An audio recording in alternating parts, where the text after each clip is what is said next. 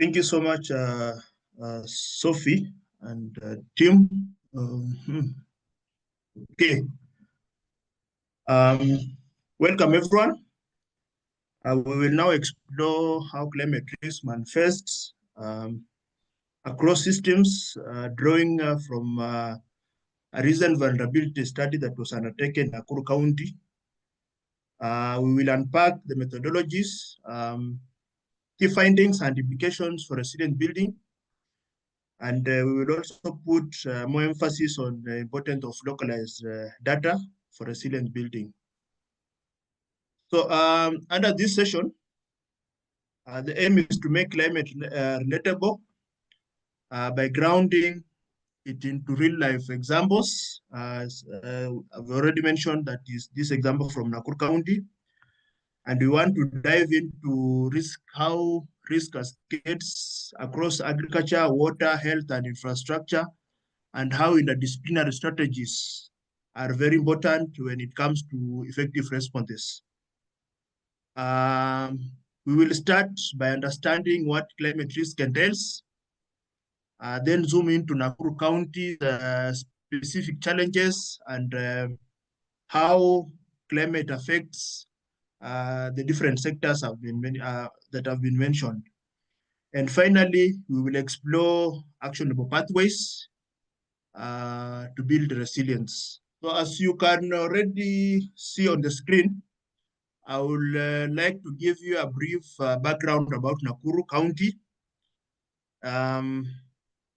You can already see that the Nakuru County is very diverse in terms of geography, ecology, and it's found within the Great Rift Valley. You can see it's very big. Total is approximate area is around 7,500 kilometers square, and it has a population of around 216 million people, according to 2019 census of Kenya. And according to this study, the main sectors identified were agriculture, tourism, manufacturing, and we also have health, among others.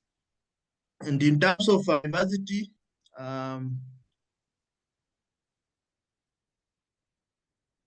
Nakuru County is highly diverse in terms of ecological significance. And finally, I would like to mention that the poverty level within Nakuru County is about 29.1%. And in terms of security and climate vulnerability, as we are going to see in the slides to follow, Nakuru County is also experiencing challenges that are associated with the food and also hazards, as already been mentioned by previous presenters. So while it's economically vibrant, it's important, it's also vulnerable to climate hazards and threats due to topography, social economic diversity, and reliance to natural resources. So that's why the vulnerability assessment study was very important. It was very important to do a comprehensive vulnerability assessment study. So the objective of this study was to ascertain vulnerability within Nakuru County and how that we did a mapping of climate related indicators in terms of indicators that are related to temperature and precipitation. Then the next step was to assess for system vulnerabilities related to temperature and precipitation and how this affects the different sectors. And lastly, was to develop adaptation pathways for resilience in terms of climate action.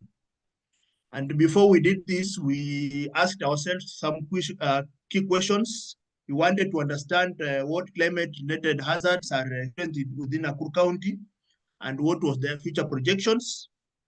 2, how does one perceive climate change risks and the associated impacts on livelihoods and other sectors such as agriculture.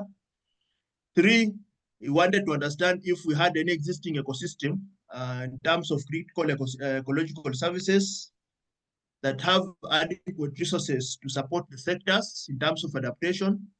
And number 4, we wanted to understand if there are existing practices by smallholder farmers that are in harmony with agroecology or that are in harmony with the nature. And lastly, based on the information above, we wanted to develop or to come up with the best practices that can facilitate just transition into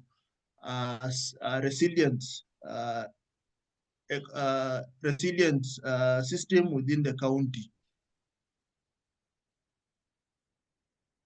And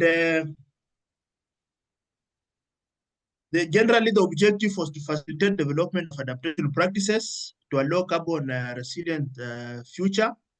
And how, as already mentioned in the steps, we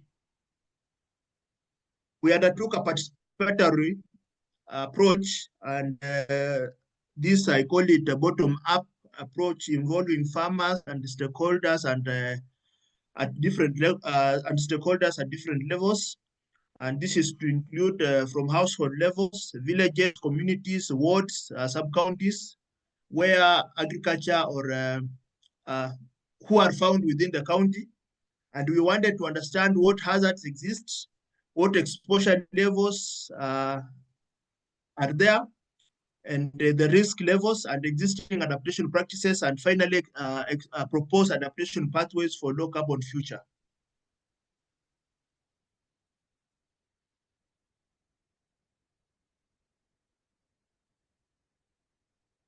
So in terms of methodological framework, the assessment employed both mixed methods, that is scientific tools. Some of the scientific tools have already been mentioned by the previous presenters, and participatory methods. So this mixed methods approach ensured both technical robustness, community relevance, and being able to generate actionable insights. So number 1, we used GIS tools to map up patterns of temperature and precipitations, and to be able to see the impact on climate change. And the next step was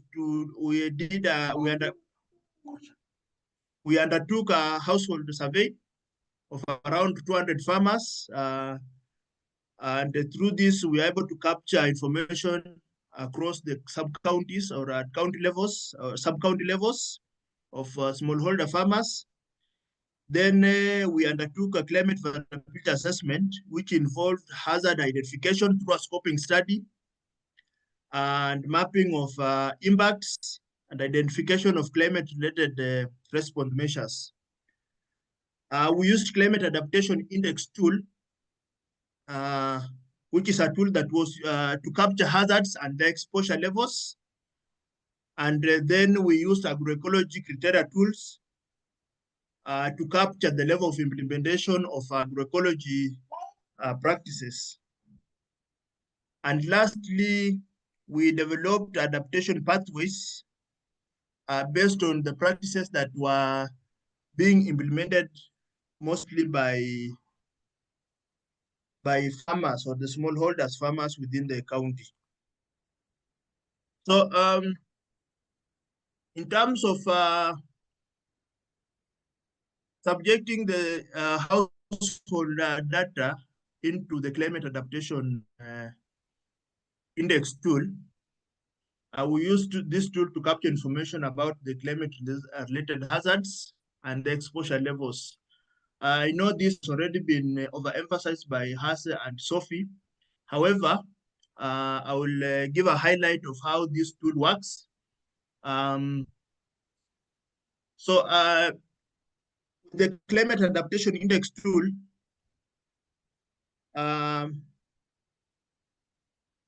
during the household survey, semi-standard questions was asked to smallholder farmers to understand the hazards, exposure levels, and adaptation practices and capacity to be able to deal with the different hazards that they highlighted.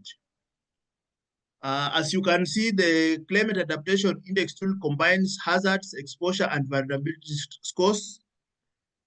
So the first step is to identify the hazards. Then we identify the exposure, and the exposure here, we are looking at the different sectors, how they are exposed to the identified hazards. Then in terms of vulnerability, we look at the sensitivity to the hazard and the capacity of the system or of the farmers or the different sectors to be able to adapt or to deal with the effects or, that comes with that hazard. And to be able to get a climate risk score, we multiply, this is a formula that is used within the tool. Climate risk score is a product of climate hazard score, exposure score, and vulnerability score. So when we are entering the hazard, when we are identifying the hazards for a specific location, we also rate them. We give them a score. Then those scores are what are multiplied with the other exposure and vulnerability scores to get the climate risk score. Then we don't stop there. We also want to go ahead to see adaptation progress. And here we look at, we identify the climate adaptation index. And the climate adaptation index is obtained by multiplying adaptation practice score and the weighted hazards level relevant score and adaptation practice score. And this is divided by total projection, project-specific maxima. I will not go into the details of explaining what each one of these is, but I think in the introduction, Sophie already talked about exposure factors and vulnerability factors, and also adaptation factors. So this is what in simple terms, all these terms refer to. So we use all these factors to obtain the risk scores and the adaptation progress. And this information is able to inform us the level of adaptation. And if we are developing, for example, we want to develop climate action plans, then we know at what level we are as a county or as a country. And then we can put in indicators that can be able to tell us where we want to go moving forward. So maybe just before I move to the next slide, I can give a brief on what each means. So briefly, so the first step is climate hazard scoring. And here we assess the key risks within the landscape of on farm. Then the next step or number 2 is exposure scoring, where we assess exposure elements using the 2 categories. The 2 categories. Then 3 is vulnerability scoring, where we assess vulnerability elements based on the predefined categories of sensitivity and capacity. Then number 4, we look at the climate adaptation index, where we measure the contribution of climate risk responses at farm level and how they contribute to resilience building. And lastly, climate hazard exposure and vulnerability and climate adaptation index scores of each farmer are subsequently summarized into an Excel sheet, and then this data is subjected to analysis. And the next slides are going to give us a result of farm level analysis of these scores. So when it comes to agroecology assessment, we use what we call agroecology criteria tool to determine remember from the climate adaptation index tool, we are only able to see the progress of adaptation. We are only able to see which practices are being practiced by the farmers. But then, in terms of developing action plans, or in terms of seeing how agroecological these practices are, we implement or we subject this practices or information to climate agroecology criteria tool to be able to determine the level of implementation of each of these practice. And this is based on the agroecology, the 13 principles of agroecology. So we have those practices that are relevant, or that are we can be able to evaluate them at farm level, then at the food system level, and lastly at looking at the whole ecosystem.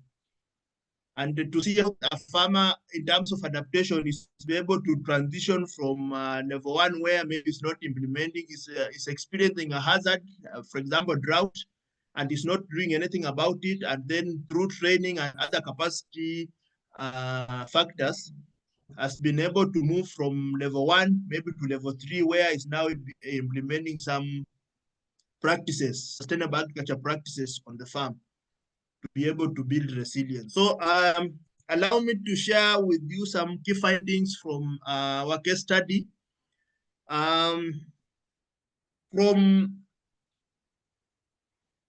think Hasse has already mentioned about the different, the rapid and other methods of doing climate vulnerability assessment. So we kind of employed both, and we were able to generate some maps to be able to show a spatial distribution of different risks, and based on the indicators, temperature and the precipitation indicators. So these are, we call them bioclimatic variables. They all show trends of temperature and precipitation across Nakuru County. From these trends, I know you are not able to see some names of the specific sub-counties or the locations, but I can give you maybe just a brief interpretation of some of the information that you are seeing on the screen. From the findings, we found out that Nakuru exhibits meet climate characteristics. We also are observing worrying trends of hotter lowlands and shifting rain patterns, and identifying droughts based on the indicators that are displayed, and the indicators that are going to be displayed in the next slides. In terms of bioclimatic variables, we note disparities. If you look at the maps, for example, I take an example of maybe annual mean temperature. You can see there are some areas that are showing very deep red, and areas that are showing some light yellow or light red. So that shows how differentiated those regions are.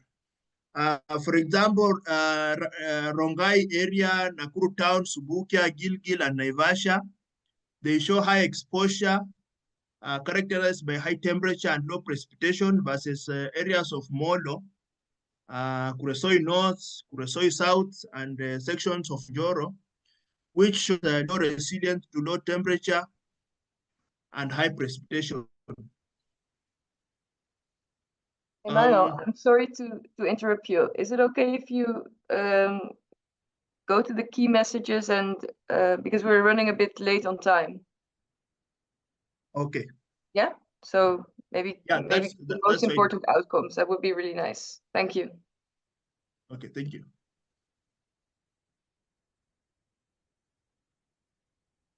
So some key messages from Nakuru County. In terms of average temperature, you can see the pattern. These patterns disrupt drought. I mean, this pattern of drought are disrupting ecosystem and livelihoods.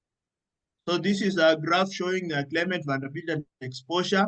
In terms of sectoral impacts, we can see that every sector feels the weight of climate change, and agriculture is the most affected sector.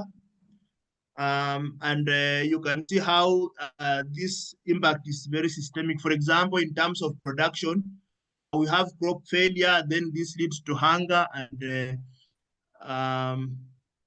because of the reduced yields, for example, if the crop that is affected is a staple crop, then that is going to negatively impact at production level. It will lead to income, it will lower incomes, etc. Then we also have marketing and sales impact. For example, delayed sales, poor linkages, among others. Then we have sectoral impacts at harvest and storage and how that affects quality. Then we also have social economic crisis. For example, we have food shortages. That is when we have hunger, we have issues of school dropout, pregnancies, early pregnancies, and security issues. Then we also have the Lake Naivasha ecosystem. When we have these hazards occurring, they affect the ecosystem, the biodiversity within the ecosystem, and also the tourism activities that occur within the so in terms of adaptation projects, practices, we are also able to map out the activities or to group the practices that are being practiced by farmers to cope with the different hazards. And the graph in green shows that. And we're also able to show the climate adaptation index and how it varies across the county. And through that, we are able to subject the practices into agroecology criteria tool to see how the different practices are, the level of implementation of the different practices across the county by the different farmers. And lastly, we were able to come up with the different, would recommend the adaptation pathways. And the first was to promote sustainable soil and land management. The second one was to scale agroecology and seed. Two is to enhance stakeholder innovation platforms. Three is strengthen ecosystem adaptation. Four is to expand agroforestry and organic inputs. And next is to improve local markets and extension services and develop renewable energy and waste management. So as you can see, all the recommended pathways are holistic and they are related to all the agroecology practices, and the intention is to make sure that we have a resilient and sustainable agri-food system in the county. Manuel, I'm sorry, we really have to move on to the next speaker. So if you can, yeah, is that okay? We only have. Yeah, that's okay. Okay, so the slides will also be we will send it to you so they can also take a look at the results.